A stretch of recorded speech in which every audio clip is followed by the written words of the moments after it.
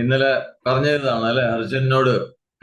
ഈ ജഡ ശരീരങ്ങളുടെ ഒക്കെ തുടക്കം അവ്യക്തമാണ് എന്ന് പറഞ്ഞു. തുടക്കം അവ്യക്തമാണ്, അതേപോലെ തന്നെ അവസാനവും അവ്യക്തമാണ്. ആദിയും അന്തവും രണ്ടും അവ്യക്തമാണ്.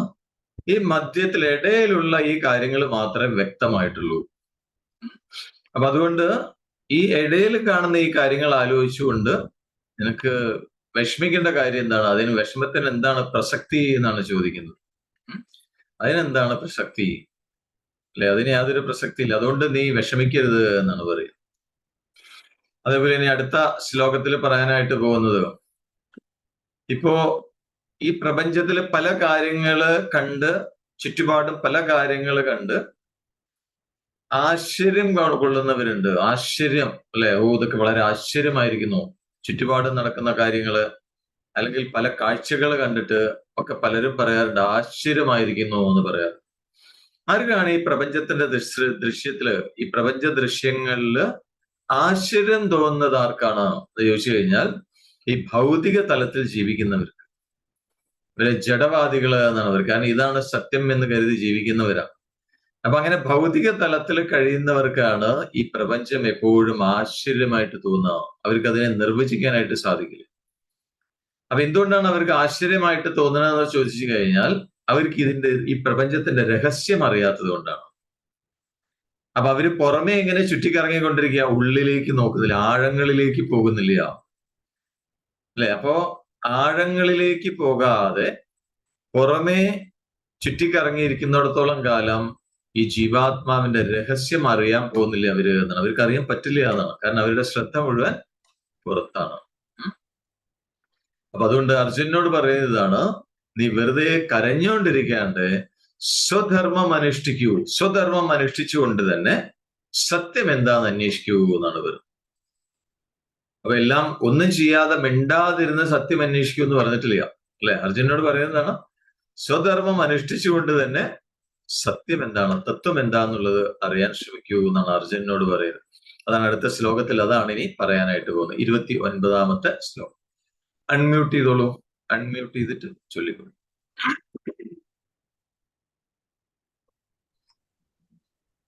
ആശ്ചര്യവത് പശ്യതി കശ്ചിദേനം ആശ്ചര്യവത് തദതി തഥൈവ ചാന്യഃ ആശ്ചര്യവച്ചൈനമന്യഃ ശൃണോതി ശ്രുത്വാപ്യേനം വേദ ന ചൈവ കശ്ചിത്. അടുത്ത ശ്ലോകത്തില് അല്ല, ആശ്ചര്യവത് പശ്യതി കശ്ചിദേനം ആശ്ചര്യവത് വദതി തഥൈവ ചാന്യഃ ആശ്ചര്യവച്ചൈനമന്യ ശൃണോതി ശ്രുത്വാപ്യേനം വേദന ചൈവ കശ്ചിത്. എന്താണ് അതുകൊണ്ട് സൂചിപ്പിക്കുന്നത്? എന്താണ് കശ്ചിത് ഏനം എന്നാൽ ഒരാള്, ആരോ ഒരാള് ഈ ആത്മാവിനെ, കശ്ചിത് ഏനം ഒരാള് ഈ ആത്മാവിനെ ആശ്ചര്യവത് പശ്യതി എന്ന് പറഞ്ഞാൽ ആശ്ചര്യത്തോടു കൂടി ഒരു അത്ഭുത വസ്തുവിനെ പോലെ ഇതിനെ നോക്കുന്നു, ഇതിനെ കാണുന്നു എന്നാണ് ഒരാള്. തഥാ ഏവച അന്യ ഏനം, അങ്ങനെ തന്നെ വേറൊരാൾ എങ്ങനെ കാണുന്നു ഈ ആത്മാവിനെ? ആശ്ചര്യവത് വദതി, ആശ്ചര്യത്തോടുകൂടെ അതിനെക്കുറിച്ച് സംസാരിക്കുന്നു. ഈ ആത്മാവിനെ കുറിച്ച് സംസാരിക്കുകയാണ്, വേറൊരാൾ സംസാരിക്കുന്നു ആശ്ചര്യത്തോടു കൂടി എന്നാണ് പറയുന്നത്. ഇനിയോ അടുത്തൊരാള് അന്യയനം ആശ്ചര്യവത് ശൃണോതി, ഇനിയും വേറൊരാള് ആശ്ചര്യത്തോടു കൂടി ഇതിനെ കേൾക്കുന്നു, ആശ്ചര്യം പോലെ, അത്ഭുത വസ്തുവിനെ എന്ന പോലെ ഇത് കേൾക്കുന്നു ഇതിനെക്കുറിച്ച് എന്നാണ്.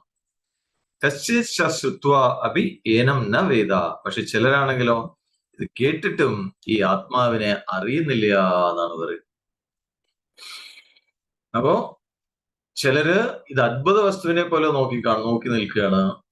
അതേപോലെ തന്നെ വേറൊരാള് അത്ഭുത വസ്തുവിനെ പോലെ അതിനെക്കുറിച്ച് വിവരിക്കുന്നു.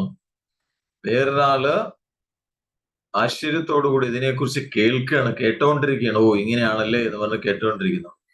ഇനി വേറൊരാൾ ഇതിനെക്കുറിച്ച് കേൾക്കുന്നുണ്ട്, പക്ഷെ ഒന്നും അറിയുന്നില്ല, അതിനെക്കുറിച്ച് അറിയുന്നതായിട്ട് ഭാവിക്കണില്ല എന്നാണ് അവർ. അപ്പൊ ഇവിടെ ആശ്ചര്യം, എന്തുകൊണ്ടാണ് ഈ ആശ്ചര്യം ഉണ്ടാവുന്നത്? പുറമേയുള്ള കാഴ്ചകളില് നമ്മൾക്ക് എന്തുകൊണ്ടാണ് അത്ഭുതം തോന്നുന്നത് അല്ലെങ്കിൽ ആശ്ചര്യം തോന്നുന്നത് ചോദിച്ചു കഴിഞ്ഞാൽ, ഈ നേരത്തെ സൂചിപ്പിച്ചു ഭൗതിക തലത്തിൽ ജീവിച്ചിരിക്കുന്നവർക്ക് അവർക്ക് ഈ പ്രപഞ്ചം ഒരു ആശ്ചര്യ വസ്തുവിനെ പോലെയാണ് തോന്നുന്നത്. കാരണം അവരെ സംബന്ധിച്ച് ഇതെന്താന്ന് മനസ്സിലായിട്ടില്ല, ഇതിന്റെ രഹസ്യം എന്താന്ന് പിടികിട്ടിയില്ല. അപ്പോ എത്രയൊക്കെ കണ്ടാലും എത്രയൊക്കെ പറഞ്ഞാലും എത്രയൊക്കെ അതിനെക്കുറിച്ച് കേട്ടാലും അവർക്ക് ഇതിനെക്കുറിച്ച് മനസ്സിലാവുന്ന ഈ വസ്തു എന്താണ് അല്ലെങ്കിൽ തത്വം എന്താണെന്ന് അവർക്ക് പിടികിട്ടില്ല എന്നാണ് അവർക്ക് മനസ്സിലാവണില്ല എന്നാണ്. അപ്പൊ അതുകൊണ്ടാണ് പല സയന്റിസ്റ്റിന്റെയും വാക്കുകള് ഗീതയിൽ പറയുന്ന ഈ ഒരു കാര്യം സത്യമാണെന്ന് ബോധ്യപ്പെടുത്തുന്നതാണ് എന്നാണ് പറയുന്നത്. ശാസ്ത്രജ്ഞ ഐൻസ്റ്റീൻ, ന്യൂട്ടൻ അങ്ങനെയുള്ള വളരെ മഹാന്മാരായ ശാസ്ത്രജ്ഞന്മാരാണ് അവരൊക്കെ. അപ്പൊ അവരുടെ വാക്കുകൾ കേട്ട് കഴിഞ്ഞാൽ ഗീതയിൽ ഈ പറയുന്ന കാര്യം ശരിയാണ് എന്ന് ബോധ്യമാവും എന്നാണ് പറയുന്നത്. കാരണം അവർക്കൊക്കെ ഇത് ആശ്ചര്യമായിട്ടാണ് തോന്നുന്നത്. അപ്പൊ യഥാർത്ഥത്തിൽ ഇതിന്റെ ശരിക്കുള്ള രഹസ്യം അവർക്ക് മനസ്സിലാവാത്തതുകൊണ്ടാണ് എന്നാണ്. അപ്പൊ ഇപ്പോഴും ഇന്നത്തെ കാലത്ത്, പണ്ട് മാത്രമല്ല ഇന്നും സയന്റിസ്റ്റ് പലപ്പോഴും ചുറ്റുപാട് നടക്കുന്ന കാര്യങ്ങള് ഈ പ്രപഞ്ചത്തെ കണ്ടിട്ട് അവര് ആശ്ചര്യം എന്ന് പറയാറുണ്ട്, അല്ലെ? അത്ഭുതമായിരിക്കുന്നു, ആശ്ചര്യമായിരിക്കുന്നു എന്ന് പറയണ ഈ പ്രപഞ്ചത്തിലെ ഓരോ കാര്യങ്ങൾ കണ്ടിട്ട്. അപ്പോ അതേപോലെ ചിലര് പറയുന്നുണ്ട് ഈ ജീവൻ ഇന്ന് എന്താണ് നമ്മള് ലാബിൽ അല്ലെങ്കിൽ പരീക്ഷണശാലയിലൊക്കെ ജീവനെ ഉണ്ടാക്കുന്നുണ്ടല്ലോ എന്നൊക്കെ ചിലർ പറയാം. ചിലർ അങ്ങനെയൊക്കെ ചോദിക്കാറുണ്ട് എന്ന് പറയാം. അപ്പൊ അതിന് മറുപടി എന്താ ചോദിച്ചു കഴിഞ്ഞാൽ, ഏത് പദാർത്ഥത്തിലും ആ പ്രാണശക്തി ഉള്ളിടത്തോളം കാലം, എനർജി ഉള്ളിടത്തോളം കാലം ഒരു ജീവനെ നിർമ്മിക്കാൻ എന്താ പ്രയാസം എന്നാണ് ചോദിക്കുന്നത്. അതൊരു അത്ഭുതമല്ല എന്നാണ് പറയുന്നത്. ആ എനർജിയാണ് എല്ലാം, അതിൽ നിന്നാണ് മറ്റെല്ലാം ഉണ്ടാവുന്നത്. പക്ഷെ ഇങ്ങനെ ജീവജാലങ്ങളെ നമ്മൾ സൃഷ്ടിച്ചാലും ഇതിന്റെ മുഴുവൻ ബേസ് എന്ന് പറയുന്നത് ആ എനർജിയാണ്, ആ പ്രാണനാണ്. അതിന്റെ സോഴ്സ് എവിടെയാണ്? അത് എവിടെ നിന്നുണ്ടായി, അല്ലെ? ആ ആദ്യമേ ഉണ്ടായ ആ പ്രാണശക്തി അല്ലെങ്കിൽ ആ എനർജി, അതിന്റെ സോഴ്സ് ഏതാണ് എന്ന് അറിയാത്തിടത്തോളം കാലം എത്ര കോടിക്കണക്കിന് ജീവജാലങ്ങളെ ഉണ്ടാക്കാൻ കഴിഞ്ഞാലും ആശ്ചര്യം മാറില്ല എന്നാണ് പറയുന്നത്. അതൊക്കെ ആശ്ചര്യമായിട്ട് തോന്നും.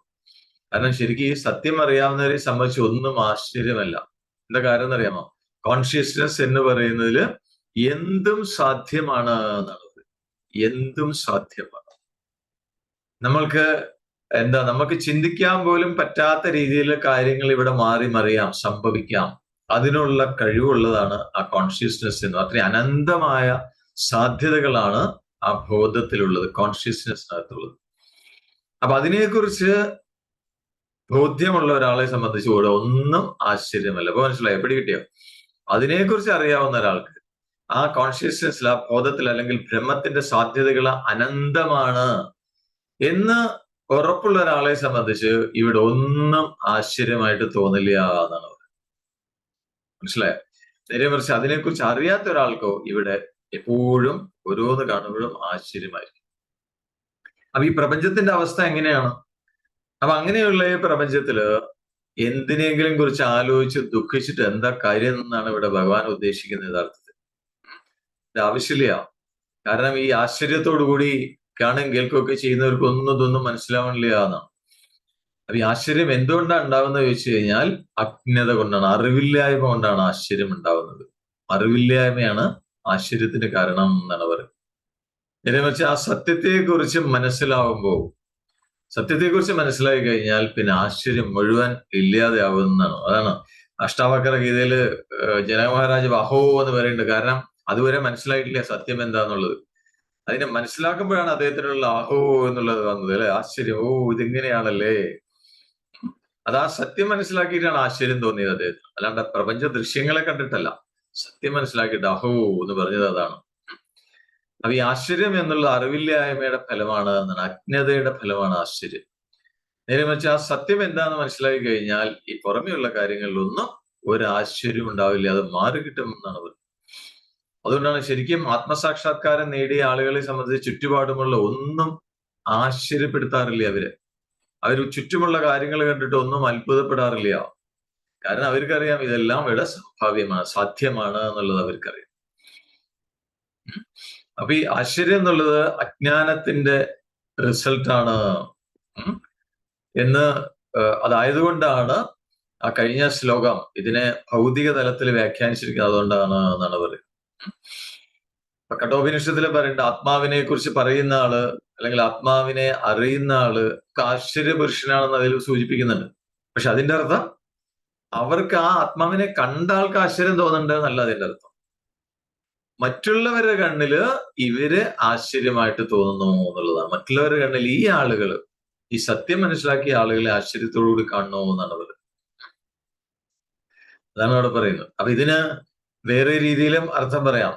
എന്ന് പറഞ്ഞാൽ ഒരാൾ ഈ ആത്മാവിനെ അത്ഭുത വസ്തു പോലെ കാണുന്നു, അതേപോലെ തന്നെ വേറൊരാൾ ഇതിനെ അത്ഭുത വസ്തുവിനെ പോലെ വിവരിക്കുന്നു, വേറൊരാൾ അത്ഭുത വസ്തുവിനെ പോലെ ഇതിനെ കേൾക്കുന്നു. പക്ഷെ ഇനിയും ഒരാൾക്ക് ഇത് കേട്ടാൽ ഇതിനെക്കുറിച്ച് അറിയാൻ പറ്റുന്നില്ല. എന്താ സൂചിപ്പിക്കുന്നത് വെച്ച് കഴിഞ്ഞാൽ ഇതിനെ അറിയാവുന്നവർ വളരെ ദുർലഭമാണ് എന്നുള്ളത്. ആത്മാവിനെ നേടാൻ സാധിക്കുന്നവര് വളരെ ദുർലഭമാണ് എന്നാണ്. അതാണ് പറയുന്നത്. അപ്പൊ അതുകൊണ്ട് ഇവിടെ ഭഗവാൻ എന്താണ് ഈ രീതിയിൽ പറയാൻ ഉദ്ദേശിക്കുന്നത് വെച്ച് കഴിഞ്ഞാൽ, ഈ എല്ലാ തരത്തിലും, ഇപ്പൊ ഭൗതിക തലത്തിലാണെങ്കിലും ആ രീതിയിൽ ചിന്തിക്കുകയാണെങ്കിലും ഇത് നിന്റെ ദുഃഖം വളരെ എന്താ പറയാ ക്ഷുദ്രമാണ് എന്ന് പറയാം. അതിനൊരു ഗൗരവവും ഇല്ല എന്ന്, നിസ്സാരമാണ് എന്ന് സൂചിപ്പിക്കുകയാണ്. അതുകൊണ്ടാണ് ആ രീതിയിൽ ഭഗവാൻ പറയുന്നത്, ഈ വിഷമിക്കേണ്ട യാതൊരു കാര്യമില്ല എന്നുള്ള രീതിയിലാണ് പറയുന്നത്. ഇനി അടുത്ത ശ്ലോകത്തിലേക്ക് വരികയാണ്. 30-ാമത്തെ ശ്ലോകം. എവിടെ ഇവര് കാണാനില്ലല്ലോ? കൈ ഉയർത്തി താഴ്ത്തി തോന്നുന്നു, ആളെ കാണാനില്ല. അംബികാമയം ഒന്നുകൂടെ കൈ ഉയർത്തു, എന്നാലേ കാണുള്ളൂ ആളെ. നെറ്റ് കട്ടായി തോന്നുന്നു അല്ല. അന്നാലാണ് വസന്തകുമാരി ചാറ്റ് ചെയ്തോളൂ, അൺമ്യൂട്ട് ചെയ്തോളൂ. 30-ാമത്തെ ശ്ലോകം. വന്നോ? ഓക്കെ. ഇവര് വന്നു. 30-ാമത്തെ ശ്ലോകം ചാറ്റ് ചെയ്തോളൂ. അൺമ്യൂട്ട് ചെയ്യണം. അൺമ്യൂട്ട് ചെയ്തിട്ട്.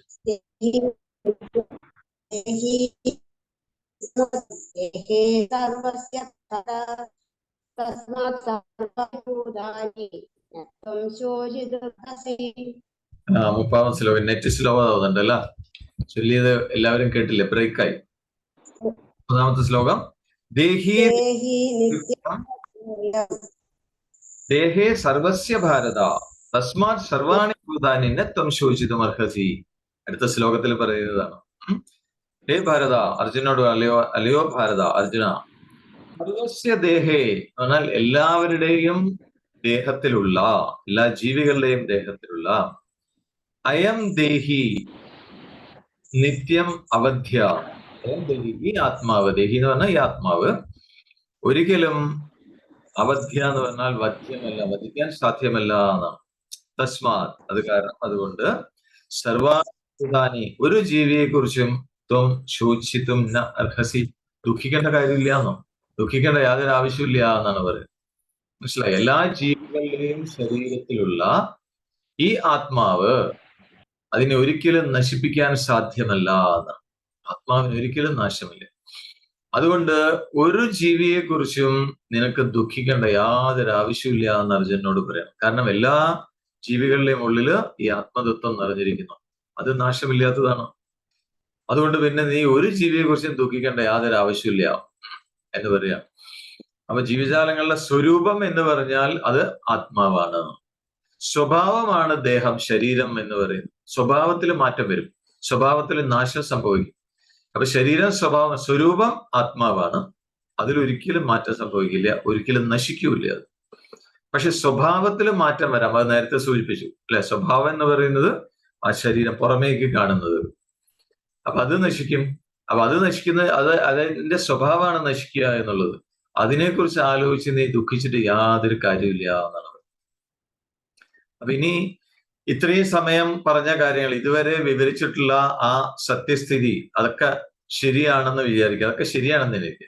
അപ്പൊ ദേഹി എന്ന് പറയുന്നത് നിത്യനാണ്. ദേഹി എന്ന് പറഞ്ഞാൽ ആത്മാവ്, ദേഹത്തിനുള്ളിലുള്ള ആത്മാവ്, അത് നിത്യനാണ്, എന്നുമുള്ളതാണ്. പക്ഷെ ദേഹം, ശരീരം നശിക്കുന്നതാണ്. പക്ഷെ എന്നാലും അർജുനന്റെ സംശയം വരാം. ഭീഷ്മരെയും ദ്രോണരെയും ഞാൻ കൊല്ലാൻ കണ്ട കാര്യമുണ്ടോ എന്ന് വീണ്ടും സംശയം വരാം അർജുനൻ, അല്ലെ? അതൊക്കെ നേരത്തെ പറഞ്ഞതൊക്കെ ശരിയാണ്. എന്താണ്? ആത്മാവിനെ നശിപ്പിക്കാൻ സാധിക്കില്ല, ആത്മാവിനെ കൊല്ലാൻ സാധിക്കില്ല, ശരീരത്തിനാണ് നാശം വരുന്നത്, ഒക്കെ ശരിയാണ്, അതൊക്കെ സത്യമാണ്. പക്ഷെ എന്നാലും ഈ ഭീഷ്മര്, ദ്രോണര് തുടങ്ങിയവരെ ഞാൻ കൊല്ലേണ്ട കാര്യമുണ്ടോ? ഇങ്ങനെ ഒരു സംശയം അർജുനന് തോന്നാം. അപ്പൊ അതിനുള്ള മറുപടിയാണ് ഇനി അടുത്ത ശ്ലോകങ്ങളിൽ ഭഗവാൻ പറയാൻ പോകുന്നത്. അപ്പൊ അതില് സൂചിപ്പിക്കുന്നത് സ്വധർമ്മം അനുഷ്ഠിക്കുന്നതിന്റെ പ്രാധാന്യം, അതേപോലെ യശസ്, പ്രശസ്തി, ഇങ്ങനെയുള്ള കാര്യങ്ങളെ ബേസ് ചെയ്തിട്ടാണ് ഇനി ഭഗവാൻ മറുപടി പറയാനായിട്ട് പോകുന്നത്. കാരണം സ്വധർമ്മം അനുഷ്ഠിക്കുക എന്നുള്ള കാര്യം നോക്കിക്കഴിഞ്ഞാൽ തന്നെ അർജുനൻ ദുഃഖിച്ചിരിക്കേണ്ട ആവശ്യമില്ല. അർജുനൻ യുദ്ധം ചെയ്തേ ചേരൂ. കാരണം യുദ്ധം ചെയ്യാന്നുള്ള അർജുനന്റെ സ്വധർമ്മമാണ്, അല്ലെ? ക്ഷത്രിയന്റെ സ്വധർമ്മമാണ് അർജുനൻ ധർമ്മയുദ്ധം ചെയ്യുക എന്നുള്ളത്. അതേപോലെ തന്നെ യശസ്, കീർത്തി. അർജുനൻ വില്ലാളി വീരനാണ്, അല്ലെ? അർജുനന്റെ യശസ് നഷ്ടമാവുക യുദ്ധം ചെയ്തിട്ടില്ലെങ്കിൽ. അപ്പൊ ആ കീർത്തി നിലനിർത്താനും അർജുനൻ യുദ്ധം ചെയ്തേ തീരൂ എന്നാണ് ഭഗവാൻ അടുത്ത ശ്ലോകങ്ങളിലൂടെ പറയാനായിട്ട് പോകുന്നത്. അത് അടുത്ത 31-ാമത്തെ ശ്ലോകം ചൊല്ലിക്കോളൂ. അൺമ്യൂട്ട് ചെയ്യും. സ്വധർമ്മമപി ചാവേക്ഷ്യ ന വികമ്പിതുമർഹസി ധർമാർത്ഥി യുദ്ധാത് ശ്രേയോന്യത് ക്ഷത്രിയസ്യ ന വിദ്യതേ. അതാണ് ആദ്യം പറയാൻ പോകുന്നതാണ് അർജുനനോട്. സ്വധർമ്മമപി ചാവേക്ഷ്യ ന വികമ്പിതുമർഹസി ധർമ്യാധിയുദ്ധാത് ശ്രേയോന്യത് ക്ഷത്രിയസ്യ ന വിദ്യതേ. അപ്പോ സ്വധർമ്മം, അപ്പൊ സ്വധർമ്മത്തെ അവേക്ഷ്യ അഭി എന്ന് പറഞ്ഞാൽ കണ്ടിട്ടും നടത്താം. വികമ്പിതം ന അർഹസി. ഇനി സ്വധർമ്മത്തെ കുറിച്ച് ആലോചിക്കണമെങ്കിൽ തന്നെ നിനക്ക് ദുഃഖിക്കേണ്ട യാതൊരു അർഹതയില്ല, ദുഃഖിക്കേണ്ട ആവശ്യമില്ല എന്നുള്ളത്. എന്താ കാരണം ചോദിച്ചു കഴിഞ്ഞാൽ ക്ഷത്രിയന് ധർമ്യാത്, ധർമ്മത്തിൽ നിന്ന് മാറി നിൽക്കാതെ അല്ലെങ്കിൽ ധർമ്മത്തിൽ നിന്ന് തെറ്റാതെയുള്ള യുദ്ധാത് അന്യശ്രേയന വിദ്യതേ. ധർമ്മത്തിൽ നിന്ന് തെറ്റാതെയുള്ള യുദ്ധത്തെക്കാൾ വേറൊന്നും ശ്രേയസ്കരമായിട്ടില്ല എന്നാണ് പറയുന്നത്. അപ്പൊ അർജുനെ സംബന്ധിച്ച് ക്ഷത്രിയനാണ്. അപ്പൊ ക്ഷത്രിയന്റെ ധർമ്മമാണ് യുദ്ധം, ധാർമ്മികമായ യുദ്ധം. അതിനേക്കാൾ വേറൊരു ശ്രേയസ് നൽകുന്ന ഒരു മാർഗം വേറെ ഇല്ല എന്നാണ്. അപ്പൊ തന്റെ സ്വധർമ്മം എന്താണോ അതിനെക്കുറിച്ച് നോക്കുമ്പോൾ, ആ ഭാഗം ചിന്തിക്കുമ്പോഴും അതിനെക്കുറിച്ച് ആലോചിക്കുമ്പോഴും എനിക്ക് ദുഃഖിക്കേണ്ട യാതൊരു ആവശ്യമില്ല. കാരണം നീ ഇപ്പൊ ചെയ്യാൻ പോകുന്ന ഈ യുദ്ധം എന്ന് പറയുന്നത് ധർമ്മയുദ്ധമാണ്. അത് ക്ഷത്രിയന് പറഞ്ഞിട്ടുള്ളതാണ് ധർമ്മയുദ്ധം എന്ന് പറയുന്നത്. അപ്പൊ ഒരു ക്ഷത്രിയനെ സംബന്ധിച്ച് ധാർമ്മികമായ യുദ്ധം ചെയ്യാന്ന് പറഞ്ഞാൽ അതിനേക്കാൾ ശ്രേയസ് നൽകുന്ന വേറൊരു കാര്യമില്ല ജീവിതത്തിൽ എന്നാണ് പറയുന്നത്. ഇവിടെ അർജുനന്റെ സംശയം എന്ന് പറഞ്ഞാൽ ഇതാണ്, സ്വജനങ്ങളെ, ഇവരൊക്കെ സ്വന്തം ആളുകളാണ്, ശത്രുപക്ഷത്താണ് നിൽക്കുന്നതെങ്കിലും ഇവരെല്ലാവരും എന്റെ സ്വന്തം ആളുകളാണ്, സ്വജനങ്ങളാണ്. അപ്പൊ സ്വന്തം ആളുകളെ വധിച്ചു കഴിഞ്ഞാൽ എനിക്ക് ശ്രേയസ് തടസ്സപ്പെടില്ലേ എന്നാണ് അർജുനന്റെ ഒരു സംശയം. അർജുനൻ അങ്ങനെ ഒരു സംശയം ഉണ്ടാവാൻ സാധ്യതയുണ്ടെങ്കിൽ അതിനെ ഭഗവാൻ നിഷേധിക്കുകയാണ് ഇവിടെ. അപ്പൊ എന്താണ് സ്വധർമ്മം എന്ന് പറഞ്ഞാൽ അവനവന്റെ ധർമ്മമാണ് സ്വധർമ്മം. എനിക്ക് എന്താണോ ചെയ്യാനുള്ളതാണ് ധർമ്മം, അതാണ് സ്വധർമ്മം. അപ്പൊ ശരിക്ക് ധർമ്മം എന്താണ്? തുടക്കത്തിൽ പറഞ്ഞല്ലേ ആദ്യത്തെ ശ്ലോകം ധർമ്മക്ഷേത്രേ കുരുക്ഷേത്രേ എന്നുള്ള ആ ശ്ലോകം അതിനെക്കുറിച്ച് പറയുമ്പോൾ തന്നെ പറഞ്ഞു ധർമ്മം എന്താണ് ധർമ്മം? ധർമ്മം എന്ന് പറയുന്നത് പരമാത്മാവാണ് ധർമ്മം, അല്ലെ? 1-ാമത്തെ ശ്ലോകത്തിൽ തന്നെ ഇതിനെക്കുറിച്ച് പറയുന്നത്. അപ്പോ ഈ പരമാത്മാവിലേക്ക് നമ്മളെ എത്തിക്കുന്ന അല്ലെങ്കിൽ അതിലേക്ക് നയിക്കുന്ന പരമാത്മ ദർശനത്തിന് സഹായിക്കുന്ന എന്തൊക്കെ കർമ്മങ്ങൾ ചെയ്യുന്നുണ്ടോ അതൊക്കെ ധർമ്മമാണ്. അതാണ് ശരിക്കും ധർമ്മത്തിന്റെ വ്യാഖ്യാനം. മനസ്സിലാവുന്നുണ്ടോ? കേൾക്കുന്നുണ്ടോ? നമ്മളെ സത്യത്തിലേക്ക് നയിക്കുന്ന എന്തൊക്കെ പ്രവൃത്തികൾ നമ്മൾ ചെയ്യുന്നുണ്ടോ അതൊക്കെ ധർമ്മമാണ്. കാരണം ഇവിടെ ഇന്ന പ്രവൃത്തികൾ ധർമ്മമാണ്, ഇന്ന പ്രവൃത്തികൾ അധർമ്മമാണെന്ന് നമുക്ക് വേർതിരിക്കാൻ പറ്റില്ല, വ്യക്തമായിട്ട് വേർതിരിക്കാൻ പറ്റില്ല. ഇനി ശ്രദ്ധിച്ചു കേൾക്കണം, മനസ്സിലായോ? ധർമ്മം എന്താണ് അധർമ്മം എന്താണെന്നുള്ളതിനെ കുറിച്ച് ചിന്തിക്കുമ്പോ നമ്മൾക്ക് അതില് ഇന്നിന്ന കാര്യങ്ങൾ ചെയ്തു കഴിഞ്ഞാൽ അത് ധർമ്മമാണെന്നോ അതുപോലെ ഇന്നിന്ന കാര്യങ്ങൾ ചെയ്തു കഴിഞ്ഞാൽ അത് അധർമ്മമാണെന്നോ നമ്മൾക്ക് ഒരിക്കലും തീരുമാനിക്കാൻ പറ്റില്ല, നിശ്ചയിച്ച് ഉറപ്പിക്കാൻ പറ്റില്ല. അങ്ങനെ ഒരു എന്താ പറയാ ഒരു അതിർവരമ്പൊന്നും നിശ്ചയിക്കാൻ ആർക്കും സാധ്യമല്ല എന്നാണ് പറയുന്നത്. മനസ്സിലാവുന്നുണ്ടോ? കേൾക്കുന്നുണ്ടോ? ശ്രദ്ധിച്ചു കേൾക്കണം. കാരണം ഓരോരുത്തരും കർമ്മങ്ങൾ ചെയ്യുന്ന അവരവരുടെ കർമ്മങ്ങൾ ചെയ്യുന്ന അവരുടെ ഉള്ളിൽ കർമ്മം ചെയ്യാനുള്ള വാസന അല്ലെങ്കിൽ ആ കർമ്മങ്ങൾ അവരുടെ ഉള്ളിൽ നിന്ന് രൂപം കൊള്ളുന്നത് ഓരോരുത്തരുടെയും ഗുണങ്ങളെ അടിസ്ഥാനമാക്കിയാണ്, പ്രകൃതി ഗുണങ്ങളെ അടിസ്ഥാനപ്പെടുത്തിയിട്ടാണ്. മനസ്സിലാവുന്നുണ്ടോ? ഏതൊക്കെ ഗുണങ്ങള്? 3 ഗുണങ്ങളെ കുറിച്ച് കേട്ടിട്ടുണ്ടാവും. സത്വഗുണം, രജോ ഗുണം, തമോ ഗുണം. ഇതാണ് പ്രകൃതി ഗുണങ്ങള് എന്ന് പറയുന്ന 3 ഉം. അപ്പൊ ഈ 3 ഗുണങ്ങളും പരസ്പരം ചേർന്നിട്ടാണ് നമ്മളുടെ ഉള്ളിൽ ഓരോ കർമ്മം ചെയ്യാനുള്ള തോന്നൽ നമ്മൾക്ക് ഉണ്ടാകും. നമ്മളെ കൊണ്ട് യഥാർത്ഥത്തിൽ കർമ്മം ചെയ്യിക്കുന്നത്.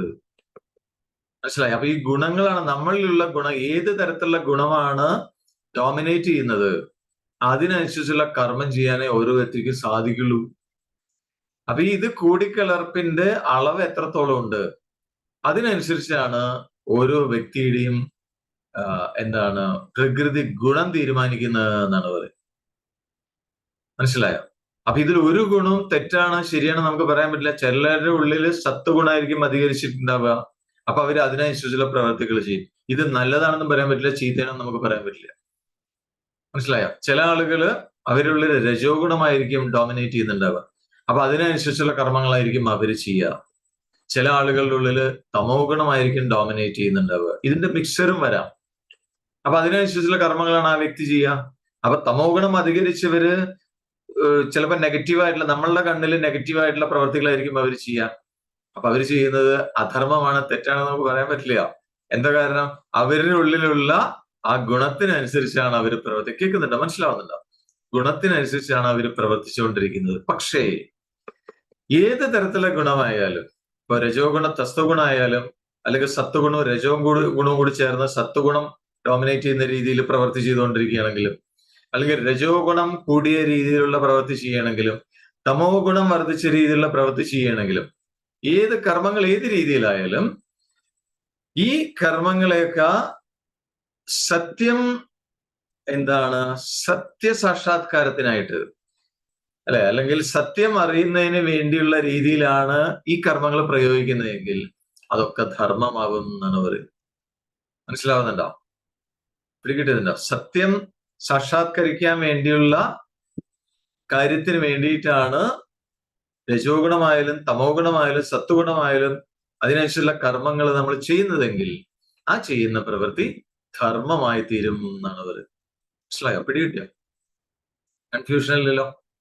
യെസ്. അപ്പൊ അതുകൊണ്ട് ഇന്നത് തെറ്റാണ്, ഇന്നത് ശരിയാണെന്ന് നമുക്ക് പറയാനായിട്ട് പറ്റില്ല, നിശ്ചയിക്കാനായിട്ട്. ധർമ്മമാണ് അധർമ്മമാണെന്ന് പറയാൻ പറ്റില്ല. അപ്പൊ ഗുണങ്ങൾക്കനുസരിച്ചുള്ള കർമ്മം ഏത് വേണമെങ്കിലും ചെയ്യാം. പക്ഷെ അതൊക്കെ നമ്മൾ എവിടേക്ക് ഉണ്ടെന്ന് എത്തിക്കണം? ഈശ്വരനിലേക്ക് എത്തിക്കണം. ബോധത്തിലേക്ക്, സത്യത്തിലേക്ക് നമ്മളെ എത്തിക്കാൻ സഹായിക്കുന്നതാവണം ആ പ്രവൃത്തി. അങ്ങനെയാണെങ്കിൽ അത് ധർമ്മമാണ് എന്നാണ് പറയുന്നത്. അപ്പൊ അതുകൊണ്ട് ഒരു വ്യക്തി അയാളുടെ ഉള്ളിൽ ആ സമയത്തുള്ള ഗുണകർമ്മങ്ങൾ എന്തായാലും, ഗുണത്തിനനുസരിച്ചാണ് കർമ്മം പുറത്തേക്ക് വരുന്നത്. അപ്പൊ അത് എന്ത് തന്നെ ആയാലും അത് മനസ്സിനെ ശുദ്ധീകരിക്കാനും സത്യം സാക്ഷാത്കരിക്കാനുമാണ് ആ കർമ്മം ഉപയോഗിക്കുന്നതെങ്കിൽ അത് സ്വധർമ്മമാണ്. അതാണ് അതിന്റെ വ്യക്തമായ നിർവചനം. അതാണ് സ്വധർമ്മം എന്ന് പറയുന്നത്. മനസ്സിലായോ? അതേപോലെ ഓരോ വ്യക്തിയുടെയും ഉള്ളിൽ ഈ പ്രകൃതി ഗുണങ്ങൾ, 3 ഗുണങ്ങളെ നമ്മൾ ഇഷ്ടപ്രകാരം മാറ്റാനൊന്നും പറ്റില്ല. അതേപോലെ അതുമായി ബന്ധപ്പെട്ട കർമ്മങ്ങളെയും ഓരോ വ്യക്തിയുടെ ഇഷ്ടത്തിനനുസരിച്ച് മാറ്റിമറിക്കാനൊന്നും പറ്റില്ല. പക്ഷെ ഇത്രേ വേണ്ടൂ, ആ ഗുണത്തിനനുസരിച്ചുള്ള കർമ്മങ്ങൾ ഉണ്ടാവും. ആ ഗുണകർമ്മങ്ങൾ ഏതായാലും ശ്രദ്ധയോടെ ഇരിക്കുന്ന ഒരാൾക്ക് ഇതിനെ സത്യത്തിന് നേരെ തിരിച്ചുവിടാനായിട്ട് പറ്റും. ഈശ്വരനെ നേരെ തിരിച്ചുവിടാനായിട്ട് പറ്റും. മനസ്സിലായോ? അപ്പൊ എന്താണ് അതിന്റെ ഗുണം ചോദിച്ചു കഴിഞ്ഞാൽ, ആ സത്യത്തെക്കുറിച്ചുള്ള ബോധം വർദ്ധിക്കും തോറും ഈ ഗുണകർമ്മങ്ങളുമായിട്ടുള്ള ബന്ധം കുറഞ്ഞു വരും. പിന്നീട് അത് മോക്ഷത്തിലേക്ക് നയിക്കും എന്നാണ് പറയുന്നത്. മനസ്സിലാവുന്നുണ്ടോ? അപ്പൊ ഒരാൾക്ക് എന്ത് പ്രവൃത്തി വേണമെങ്കിലും ചെയ്യാം, ഒരു കുഴപ്പമില്ല എന്നാണ് പറയുന്നത്. പക്ഷെ ലക്ഷ്യം വെക്കുന്നത് ഈശ്വരനിലേക്കായിരിക്കണം, അല്ലെങ്കിൽ സത്യത്തിലേക്കായിരിക്കണം ലക്ഷ്യം. അയാളുടെ യാത്ര സത്യത്തിന് നേരെയാണെങ്കിൽ അയാളുടെ അത് സ്വധർമ്മമാണ്.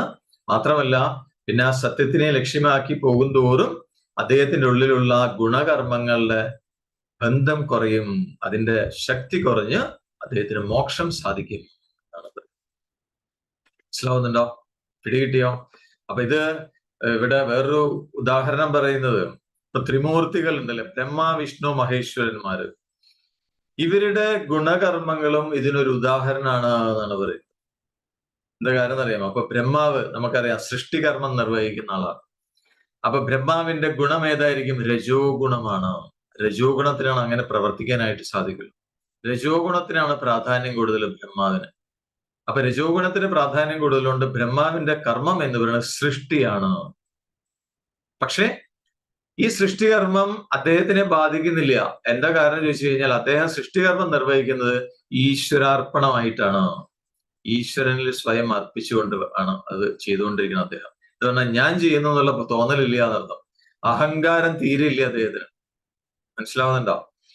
അദ്ദേഹത്തിന് ഇത് ഞാൻ ചെയ്യുന്നു എന്നുള്ള തോന്നലില്ലാതെ ഈശ്വരാർപ്പണമായിട്ടാണ് അദ്ദേഹം ആ സത്യം ഇന്നതാണെന്നുള്ള ബോധത്തോടു കൂടിയിട്ടാണ് ബ്രഹ്മാവ് സൃഷ്ടി നടത്തുന്നത് എന്നാണ് പറയാറുള്ളത്. അല്ലെ, ബ്രഹ്മാവിനെ കുറിച്ച് പറയാനുണ്ടല്ലോ, ഭാഗവത്തിലോ കേട്ടിട്ടുണ്ടാവും നിങ്ങൾ അല്ല. ആദ്യം ബ്രഹ്മാവ് സൃഷ്ടിക്കപ്പെട്ടു. ബ്രഹ്മാവ് നോക്കിയപ്പോ ചുറ്റും നോക്കിയപ്പോ ആരെയും കാണാനില്ല. അപ്പൊ അദ്ദേഹം താമരയുടെ തണ്ടിന്റെ ഉള്ളിലൂടെ താഴേക്ക് പോയി എന്നാണ് പറയുന്നത്. അങ്ങനെ പോയി, കാരണം വേറെ ആരെങ്കിലും ഉണ്ടോ എന്ന് അറിയാൻ, ഒന്നും അറിയുന്നില്ല. അപ്പോഴാണ് അദ്ദേഹത്തിന് തപസ് ചെയ്യൂ എന്നുള്ളൊരു അശരീരി കേട്ടു എന്നാണ് പറയുന്നത്.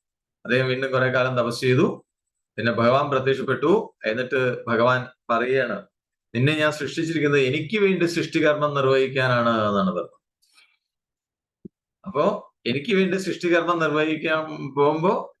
നിർവഹിക്കുമ്പോ നിനക്ക് ജ്ഞാനം ആവശ്യമാണ് എന്ന് പറഞ്ഞ് ജ്ഞാനം പകർന്നു കൊടുക്കുകയാണ്.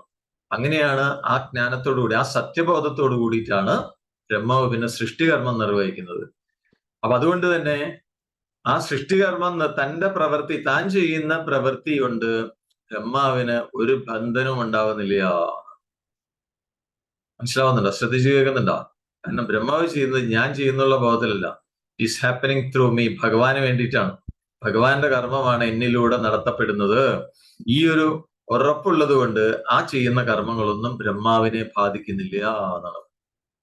എന്ന് മാത്രമല്ല, അദ്ദേഹം സൃഷ്ടികർമ്മം എന്ന തന്റെ സ്വധർമ്മത്തെ വേണ്ടാന്ന് വയ്ക്കണമില്ല. ആ സ്വധർമ്മം അനുഷ്ഠിച്ചുകൊണ്ട് മുന്നോട്ട് പോകുന്നുണ്ട്. പക്ഷെ അത് അദ്ദേഹത്തിനെ ബാധിക്കുന്നില്ല എന്നാണ്. ഇനി അടുത്തത് വിഷ്ണു. വിഷ്ണു സത്വഗുണം പ്രധാനമാണ്. വിഷ്ണു സത്വഗുണം അധികരിച്ച ആളാണ് വിഷ്ണു. അപ്പൊ വിഷ്ണുവിന്റെ സ്വധർമ്മം എന്ന് പറയുന്നത് എന്താണ്? മെയിൻ്റനൻസ്, അല്ലെ, രക്ഷാകർമ്മം, രക്ഷിക്കലാണ്, പരിപാലനമാണ്. അദ്ദേഹത്തിന്റെ കർമ്മം അതാണ്. ഇനി ശിവനാണെങ്കിലോ തമോ ഗുണപ്രധാനമാണ് ശിവൻ എന്ന് പറയും. അദ്ദേഹത്തിന്റെ സ്വധർമ്മം സംഹാരമാണ്. അപ്പൊ അവര് രണ്ടുപേരും ഇതേ രീതിയിലാണ് അവരുടെ കർമ്മം നിർവഹിക്കുന്നത്. ഈശ്വരന് വേണ്ടിയിട്ടാണ് എന്നുള്ളത്. എന്ന് പറഞ്ഞാൽ ചുരുക്കം പറഞ്ഞാൽ ഈ ത്രിമൂർത്തികളുടെ അവരുടെ കർമ്മമായ സൃഷ്ടി, സ്ഥിതി, സംഹാരം, ഇത് ലോകത്തിന് അനുകരിക്കാം എന്നാണ് പറയുന്നത്. നമുക്കൊക്കെ അനുകരിക്കാം എന്നാണ് പറയുന്നത്. എന്താ കാരണം എന്നറിയാമോ?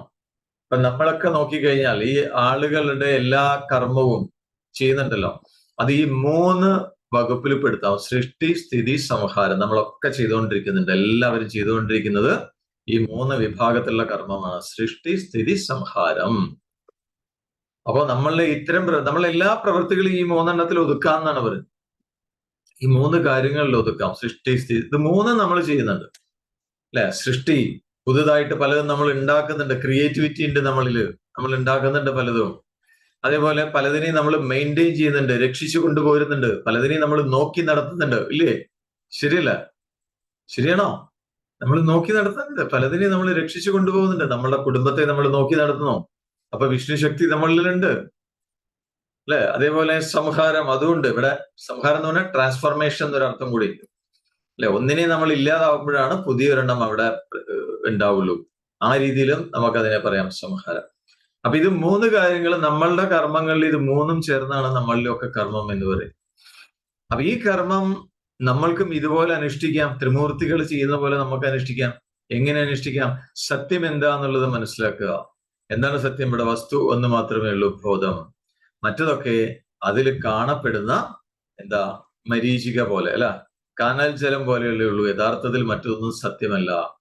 ആ ബോധത്തോടു കൂടി ആണ് നമ്മൾ ഈശ്വരാർപ്പണമായിട്ടാണ് നമ്മളുടെ കർമ്മങ്ങൾ ചെയ്തുകൊണ്ടിരിക്കുന്നതെങ്കിൽ എന്താ സംഭവിക്കുക? നമ്മൾ ചെയ്യുന്ന കർമ്മങ്ങൾ കൊണ്ട് നമ്മൾക്കും യാതൊരു ബന്ധനവും ഉണ്ടാവില്ല. മനസ്സിലാവുന്നുണ്ടോ? പിടികിട്ടിയോ? യെസ്. അപ്പൊ അതാണ് ഇതുകൊണ്ട് ഉദ്ദേശിക്കുന്നത്. അതാണ് നമ്മൾക്കും വേണമെങ്കിൽ അങ്ങനെ ചെയ്യാം.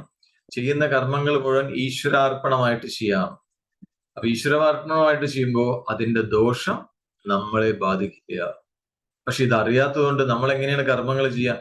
ഞാൻ ചെയ്യുന്നു എന്നുള്ള ഭാവത്തോടിട്ട് നമ്മൾ എല്ലാവരും ചെയ്യും.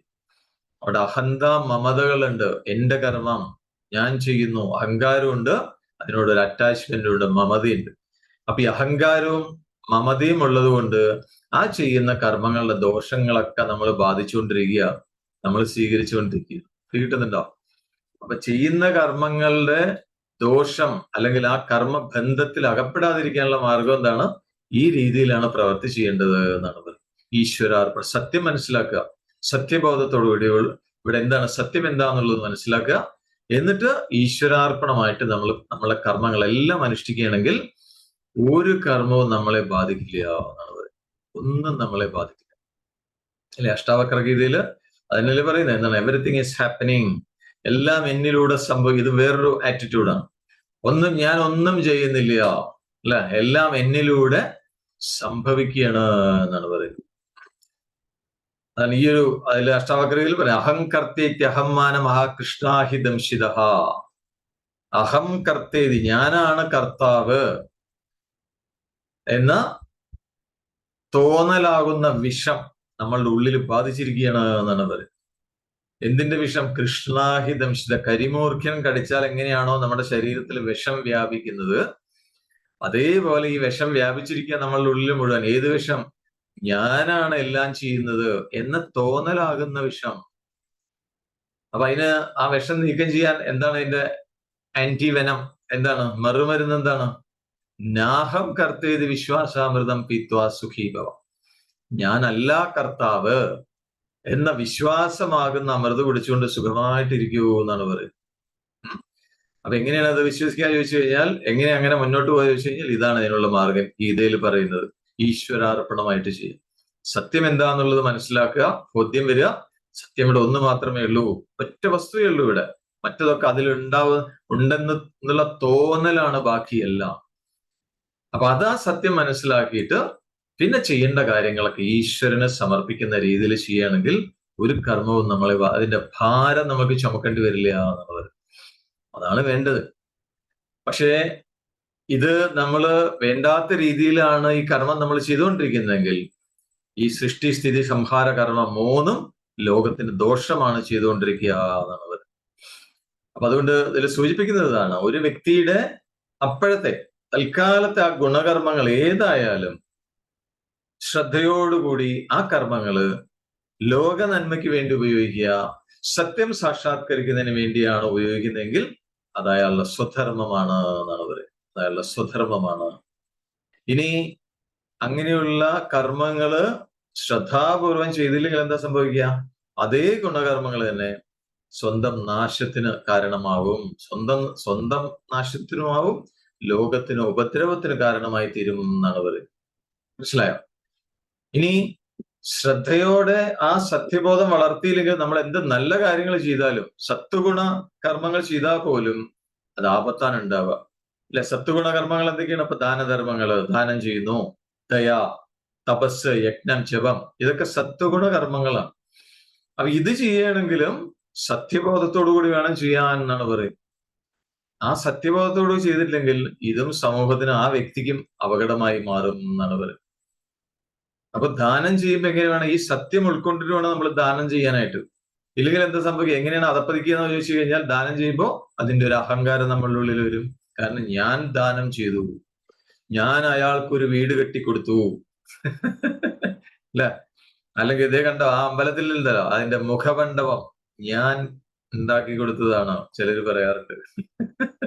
അവിടെ എന്റെ പേര് എഴുതി വെച്ചിട്ടുണ്ട്. കഴിഞ്ഞു, കഥ തീർന്നു അല്ല. കാരണം അവിടെ മുന്നിൽ വരികയാണ് യഥാർത്ഥത്തില്. മറ്റുള്ളവരെ ഇൻസ്പയർ ചെയ്യാൻ വേണ്ടിയിട്ട് വേണമെങ്കിൽ പേരൊക്കെ എഴുതി വെക്കാൻ കുഴപ്പമില്ല. പക്ഷെ ചെയ്യുന്ന ആളുടെ മനോഭാവം അതിനോട് ഒട്ടിപ്പിടിക്കരുത് എന്നാണ് പറയുന്നത്. അതുകൊണ്ടാണ് ആ സത്യബോധത്തോടുകൂടി വേണം എന്ത് കർമ്മം ചെയ്യാൻ. അങ്ങനെയാണെങ്കിൽ അതുകൊണ്ട് നമുക്ക് ദോഷം വരില്ല എന്നാണ് പറയുന്നത്. അപ്പൊ ഇവിടെ കൗരവന്മാരും പാണ്ഡവന്മാരും അവരുടെ രണ്ടു കൂട്ടരെയും അവസ്ഥയൊന്ന് ആലോചിച്ച് നോക്കൂ. ഇപ്പോ എന്താണ്, രണ്ടു കൂട്ടർക്കും ഗുണകർമ്മങ്ങളെ സ്വധർമ്മം അധർമ്മം അല്ലെ, രണ്ടിന്റെ രൂപങ്ങൾ കണ്ടെത്താം. കൗരവന്മാരെയും പാണ്ഡവന്മാരെയും നമ്മൾ എടുത്താൽ മതി എന്നാണ്, ഉദാഹരണമായിട്ട് എടുത്താൽ മതി എന്നാണ് പറയുന്നത്. കാരണം രണ്ടു കൂട്ടർക്കും രജോ ഗുണം കൂടുതലാണ്. കാരണം രണ്ടു കൂട്ടരും ക്ഷത്രിയരാണ്, യുദ്ധം ചെയ്യുന്നവരാണ്, രജോ ഗുണ പ്രധാനാണ് രണ്ടു കൂട്ടർക്കും. എന്ന് മാത്രമല്ല രണ്ട് സൈന്യങ്ങളും യുദ്ധം ചെയ്യാൻ കേമന്മാരുമാണ് എല്ലാവരും. പക്ഷേ ഇതിൽ ഒരു ഗ്രൂപ്പ് കൗരവന്മാര് അവരെന്താണ്? അവര് വഞ്ചന, അതേപോലെ കാപട്യം ഇതൊക്കെ വളർത്തി സ്വന്തം പ്രകൃതിയിലെ തമോ ഗുണത്തിന് വർദ്ധിപ്പിക്കാനാണ് അവർ ചെയ്തത് എന്നാണ് പറയുന്നത്. അവർ തമോ ഗുണത്തെ വർദ്ധിപ്പിച്ച് സ്വന്തം കർമ്മമായ ആ യുദ്ധത്തെ അവരെന്തിനു വേണ്ടി ഉപയോഗിക്കുന്നു? സ്വാർത്ഥതയ്ക്ക് വേണ്ടിയിട്ടാണ് ഉപയോഗിക്കുന്നത്. കൗരവന്മാര് അവരുടെ സ്വാർത്ഥതയ്ക്ക് വേണ്ടിയിട്ടും മറ്റുള്ളവരെ ദ്രോഹിക്കാനും വേണ്ടിയിട്ട്, പാണ്ഡവന്മാരെ ദ്രോഹിക്കാൻ വേണ്ടി കൗരവന്മാർ ഉപയോഗിച്ചു. പക്ഷെ പാണ്ഡവന്മാരാണെങ്കിലോ അവര് തിദിക്ഷ, നേരത്തെ പറഞ്ഞ തിദിക്ഷ, തപസ് ഇതൊക്കെ ചെയ്തുകൊണ്ട് അവരുടെ പ്രകൃതിയിലെ സത്വഗുണത്തിന് വളർച്ച സംഭവിച്ചു എന്നാണ് പറയുന്നത്. സത്വഗുണത്തിന് വളർച്ച സംഭവിച്ചു എന്ന് മാത്രമല്ല, അതുകൊണ്ട് തന്നെ അവരുടെ സ്വന്തം കർമ്മമായ യുദ്ധം ലോകത്തിന്റെ നന്മയ്ക്ക് വേണ്ടിയിട്ടാണ് പാണ്ഡവന്മാർ ഉപയോഗിച്ചത് എന്നാണ് പറയുന്നത്. അപ്പൊ ഇപ്പൊ രണ്ടു കൂട്ടരും യുദ്ധക്കളത്തില് രണ്ട് ചേരികളിൽ നിൽക്കുകയാണ് അല്ലെ. ഒരു ഭാഗത്ത് സ്വാർത്ഥത നിറഞ്ഞിരിക്കുന്നു. ദുര്യോധനൻ സ്വാർത്ഥനാണ്, മറ്റുള്ളവരെ ദ്രോഹിക്കുന്ന ആളാണ്. ആ ദുര്യോധനെ സംബന്ധിച്ച് ഈ യുദ്ധം സ്വധർമ്മമാണോ എന്നുള്ള ചിന്ത പോലും ഇല്ല എന്നാണ്. അതിനെക്കുറിച്ച് ആലോചിക്കുന്ന പോലും ഇല്ല. ഇതെന്റെ ധർമ്മമാണോ എന്നുള്ള ആലോചന പോലും ഇല്ല എന്നാണ്. കാരണം സ്വാർത്ഥത നിറഞ്ഞിരിക്കുകയാണ് ഉള്ളിൽ. ആ സ്വാർത്ഥത നിറഞ്ഞ കാരണം ധർമ്മമാണോ അധർമ്മം എന്താണെന്നുള്ള ചിന്തക ദുര്യോധന്റെ ഉള്ളിൽ നിന്ന് അപ്രത്യക്ഷമായിരിക്കണോ എന്നാണ് പറയുന്നത്. നേരെ മറിച്ച് അർജുനന്റെ അവസ്ഥ എന്താ? അർജുനൻ തന്റെ യുദ്ധകർമ്മത്തില് അത് ലോക നന്മയ്ക്ക് വേണ്ടിയിട്ടുള്ളതാണ്. പക്ഷെ എന്നാലും അതില് പോലും ധർമ്മചിന്ത, ധർമ്മത്തെക്കുറിച്ച് ആലോചിക്കുകയാണ്. ഞാൻ ചെയ്യുന്നത് ധർമ്മമാണോ? അതുകൊണ്ടാണ് അർജുനന് ദുഃഖം വരാനുള്ള കാരണം. അപ്പൊ അർജുനന് ഈ ഒരു ദുഃഖം വരാനുള്ള കാരണം എന്താ? അവിടെ സത്യബോധമില്ല. അതുകൊണ്ടാണ് ചെയ്യുന്ന പ്രവൃത്തി ചെയ്യും, എന്ത് പ്രവൃത്തിയും ചെയ്യാം, പക്ഷെ സത്യബോധം വേണം. അപ്പൊ അത് ബാധിക്കില്ല എന്നാണ്. അപ്പൊ ഇവിടെ അർജുനന് ആ സത്യം എന്താണ്, സത്യസാക്ഷാത്കാരം ഉണ്ടായിട്ടില്ല, സത്യബോധം വന്നിട്ടില്ല. അപ്പൊ അതുകൊണ്ട് ഈ ഒരു അറ്റാച്ച്മെന്റ് അല്ലെ, ആ അജ്ഞത കാരണം ഒരു അറ്റാച്ച്മെന്റ് ആണ് അർജുനന് ഈ പ്രശ്നങ്ങളൊക്കെ ഉണ്ടാക്കിയത് എന്നാണ്. അപ്പൊ അതുകൊണ്ടാണ് ആദ്യം തന്നെ ഭഗവാൻ അർജുനന് സത്യം എന്താണെന്ന് ഉപദേശിക്കുന്നത് കൊണ്ടാണ്. അപ്പൊ ആദ്യം ആ സത്യബോധം വരുത്തുകയാണ് വേണ്ടത്. അപ്പോ എന്ത് വേണമെച്ചാൽ ഇപ്പോ ആ ഈശ്വര സാക്ഷാത്കാരത്തിന് വേണ്ടിയിട്ടാണെങ്കിലും അതിന് ഉപകാരപ്പെടുന്ന രീതിയിലുള്ള തന്റെ ഗുണകർമ്മം എന്ന നിലയിലും ഈ യുദ്ധം സ്വധർമ്മമാണ് എന്ന് അർജുനനെ ബോധ്യപ്പെടുത്തി കൊടുക്കണം. അതാണ് ഭഗവാൻ ആ ശ്ലോകത്തിൽ ചെയ്യുന്നത്. അപ്പൊ യുദ്ധം സ്വന്തം ഗുണകർമ്മമാണ്. അതിനെ ലോക നന്മയ്ക്ക് വേണ്ടി ചെയ്യാൻ ഒരു അവസരം കിട്ടുന്നത് ഒരു ക്ഷത്രിയനെ സംബന്ധിച്ച് അങ്ങേയറ്റം ഭാഗ്യമാണ് എന്നാണ് പറയുന്നത്. ഏറ്റവും ഭാഗ്യമാണ്. കാരണം യുദ്ധം ചെയ്യുക ക്ഷത്രിയന്റെ ധർമ്മമാണ്. അത് ലോക നന്മയ്ക്ക് വേണ്ടി കൂടിയായാലോ അത് ഭാഗ്യമാണ് എന്നാണ് പറയുന്നത്. ഇനി നേരെ മറിച്ച് യുദ്ധം ചെയ്യാതിരുന്നു കഴിഞ്ഞാലോ, അർജുനൻ തന്റെ ഗുണകർമ്മമാണ് യുദ്ധം ചെയ്യുക, അത് ആ കർമ്മമുണ്ട് അർജുനന്, അത് ചിലപ്പോ തെറ്റായ കാര്യങ്ങൾക്ക് ഉപയോഗിച്ചു എന്ന് വരാം, അധർമ്മ കാര്യങ്ങൾക്ക് ഉപയോഗപ്പെടുത്തി എന്ന് വരാം എന്നാണ് പറയുന്നത്. കാരണം ഈ ഗുണങ്ങള് അല്ലെങ്കിൽ ഈ കർമ്മങ്ങൾ ആർക്കും പെട്ടെന്ന് ഉപേക്ഷിക്കാൻ പറ്റില്ല. നമ്മളുടെ ഉള്ളിൽ ഒരു ഗുണകർമ്മം, അത് സത്വഗുണമായാലും രജോ ഗുണമായാലും തമോ ഗുണമായാലും ആ ഗുണവുമായി ബന്ധപ്പെട്ട് കർമ്മം നമ്മളുടെ ഉള്ളിൽ ഉണ്ടെങ്കിൽ അത് ചെയ്തേ പറ്റൂ, അത് ഉപേക്ഷിക്കാൻ പറ്റില്ല നമ്മൾക്ക്. അതുകൊണ്ടാണ് അർജുനെ കൊണ്ട് യുദ്ധം ചെയ്യിക്കുന്ന ഭഗവാൻ. അർജുന്റെ ഉള്ളിൽ ആ കർമ്മമുണ്ട്, യുദ്ധം ചെയ്യാന്നുള്ളൊരു കർമ്മമുണ്ട്. പക്ഷെ അതിനെ സ്വധർമ്മത്തിന്റെ വഴിക്കാണ് ഭഗവാൻ തിരിച്ചുവിടുന്നത്. സത്യസാക്ഷാത്കാരത്തിന് വേണ്ടി ആ രീതിയിലാണ് അർജുനെ കൊണ്ട് നല്ല വഴിക്കാണ് അത് തിരിച്ചുവിടുന്നത്. കാരണം ഇല്ലെങ്കിൽ, അങ്ങനെ തിരിച്ചുവിട്ടില്ലെങ്കിൽ തെറ്റായ കാര്യങ്ങൾ ചിലപ്പോൾ യുദ്ധം ചെയ്തു എന്ന് വരാം, അധർമ്മത്തിന് വേണ്ടി യുദ്ധം ചെയ്തു എന്ന് വരാം. അപ്പൊ അതുകൊണ്ടാണ് ഇവിടെ ഭഗവാൻ പറയുന്നത് ക്ഷത്രിയനെ സംബന്ധിച്ച് ധർമ്മയുദ്ധത്തെക്കാൾ വേറൊരു ശ്രേയസ്സിന് വേറൊരു മാർഗമില്ല എന്ന് പറയാനുള്ള കാരണം അതാണ്. അപ്പൊ ആളുകളൊക്കെ, ഓരോ വ്യക്തിയും ഈ ഗുണകർമ്മങ്ങളുടെ അടിമകളാണ്. അതിനനുസരിച്ചാണ് ഓരോ ആൾക്കാരും പ്രവൃത്തി ചെയ്യുന്നത്, കർമ്മം ചെയ്യുന്നത് അതിനനുസരിച്ചാണ്. ഓരോരുത്തരെയും ഉള്ളിലുള്ള ഈ ഗുണം, സത്വരജ തമോ ഗുണം, അതിനനുസരിച്ച് അതുമായി ബന്ധപ്പെട്ട കർമ്മങ്ങളാണ്, അതിന്റെ അടിമകളാണ് ഓരോരുത്തർ. അതിനനുസരിച്ചാണ് കർമ്മങ്ങൾ ചെയ്യുന്നത്. അപ്പൊ ആ കർമ്മങ്ങൾ ചെയ്യാം, അത് തെറ്റും ശരിയൊന്നുമല്ല. പക്ഷെ ആ ഗുണകർമ്മങ്ങള് സത്യബോധത്തോടുകൂടി ഉപയോഗിക്കണം, ലോക നന്മയ്ക്കായിട്ട് പ്രവർത്തിക്കണം എന്നാണ് പറയുന്നത്. അപ്പൊ അങ്ങനെ ലോക നന്മയ്ക്ക് വേണ്ടി ആ ഗുണകർമ്മങ്ങളെ പ്രവർത്തിപ്പിക്കാൻ യാദൃശ്യമായിട്ടൊരു അവസരം വരുമ്പോ അത് ഈശ്വരാനുഗ്രഹമാണ്, മഹാഭാഗ്യമാണ് എന്നാണ്. അപ്പൊ അങ്ങനെ ഒരു മഹാഭാഗ്യാണ് ഇപ്പൊ അർജുനന് കിട്ടിയിരിക്കുന്നത്. അതാണ് ഇപ്പൊ ഭഗവാൻ പറഞ്ഞു കൊടുക്കുന്നത് അർജുനനോട്. മനസ്സിലായോ? നീ ക്ഷത്രിയനാണ്, നിന്റെ ധർമ്മമാണ് യുദ്ധം ചെയ്യുക എന്നുള്ളത്. പക്ഷെ ഇപ്പൊ നീ ചെയ്യുന്നത് ധർമ്മയുദ്ധമാണ്. കാരണം ലോക നന്മയ്ക്ക് വേണ്ടിയിട്ടാണ് നീ ഇത് ചെയ്യാൻ പോകുന്നത്. അങ്ങനെ ഒരു അവസരം നിനക്ക് ഈശ്വരാനുഗ്രഹമായിട്ട് കിട്ടിയിരിക്കുകയാണ്. അത് നിന്റെ ഭാഗ്യമാണ്. നീ അത് ഒഴിവാക്കരുത് എന്ന് പറയും. അപ്പൊ ഭഗവാൻ ഏതൊക്കെ രീതിയിലാണ് അർജുനനെ ഇൻസ്പയർ ചെയ്യണം നോക്കൂ, യുദ്ധം ചെയ്യാനായിട്ട് അല്ല. എങ്ങനെയെങ്കിലും അർജുനനെ കൊണ്ട് ഇതൊന്ന് ചെയ്യിക്കണം. കാരണം അർജുനനെ കൊണ്ട് ഈ നല്ല രീതിയിൽ അത് ചെയ്യിച്ചിട്ടില്ലെങ്കിൽ അർജുനൻ ഒരുപക്ഷെ അധർമ്മത്തിന്റെ മാർഗത്തിൽ അത് ചെയ്തു എന്ന് വരാം. അപ്പൊ അർജുനനെ ഭഗവാൻ, കാരണം അർജുനന്റെ ഉള്ളിൽ നേരത്തെ പറഞ്ഞല്ലോ, പാണ്ഡവന്മാര് ദൈവീ സമ്പത്ത് വളർന്നിരിക്കുന്നവരാണ് പാണ്ഡവന്മാർ. അപ്പൊ അതുകൊണ്ട് തന്നെ അവരെ നയിക്കാൻ ഭഗവാൻ ഉണ്ടാവും. ദൈവീ സമ്പത്ത് ഉള്ളിൽ വളരുമ്പോ, അല്ലെ, പോസിറ്റീവ് ക്വാളിറ്റീസ് ഉള്ളിൽ വളരുമ്പോ അവിടെ ഈശ്വരൻ കൂടെ ഉണ്ടാവും, നമ്മളെ മുന്നോട്ട് നയിക്കാൻ ആണ് അത് സൂചിപ്പിക്കുന്നതാണ് യഥാർത്ഥത്തിൽ. ഓക്കെ, കണ്ണുകൾ അടച്ചു വെക്കാം. ബാക്കി നമ്മൾ നാളെ നോക്കാം. കണ്ണുകൾ അടഞ്ഞിരിക്കട്ടെ. നട്ടെല്ലാം നിവർന്നിരിക്കുന്നു. കൈകൾ മടിമേൽ മലർത്തിരിക്കാം. ദീർഘമായ ശ്വാസം എടുക്കാം. സാവകാശം പുറത്തേക്ക് വിടാം. കൈകൾ അയഞ്ഞിരിക്കുന്നു, തോളുകൾ അയഞ്ഞിരിക്കട്ടെ.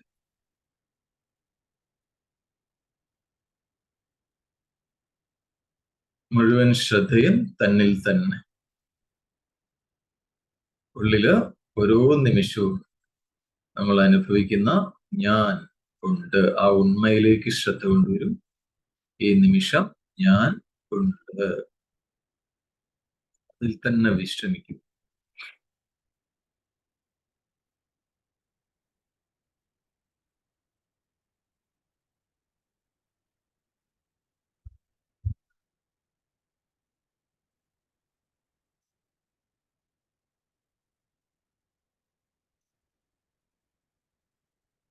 ഓം സം സമിത്യുവസേ വൃഷന്നഗ്നേ വിശ്വാനര്യ ഇലസ്പദേ സമിധ്യസേ സനോ വസൂന്യാഭരാ സംഗച്ഛത്വം സംവദത്വം സംവോ മനാംസി ജാനത ദേവാഭാഗം യഥാ പൂർവേ സഞ്ജാനാനാ ഉപാസത്തെ സമാനോ മന്ത്രഃ സമിതി സമാനീ സമാനം മനഃ സഹ ചിത്തമേഷ സമാനം മന്ത്രമഭിമന്ത്ര ഏവ സമാനേന വോഹവിഷാ ജുഹോമി സമാനീവ ആഗൂദിഃ സമാനാ ഹൃദയാനിവഃ സമാനമസ്തു വോ മനോ യഥാ വസ്തു സഖാസതി നമോ ബ്രഹ്മണേ നമോ അസ്ത്വഗ്നയേ നമഃ പൃഥവ്യേ നമഃ ഓഷധിഭ്യഃ നമോ വാചേ നമോ വാചസ്പതയേ നമോ വിഷ്ണവേ ബൃഹദേ കരോമി. ഓം ശാന്തി ശാന്തി ശാന്തി.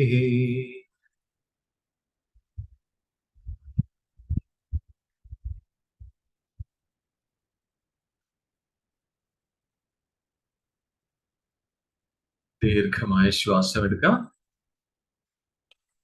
സാവകാശം പുറത്തേക്ക് വിടാം.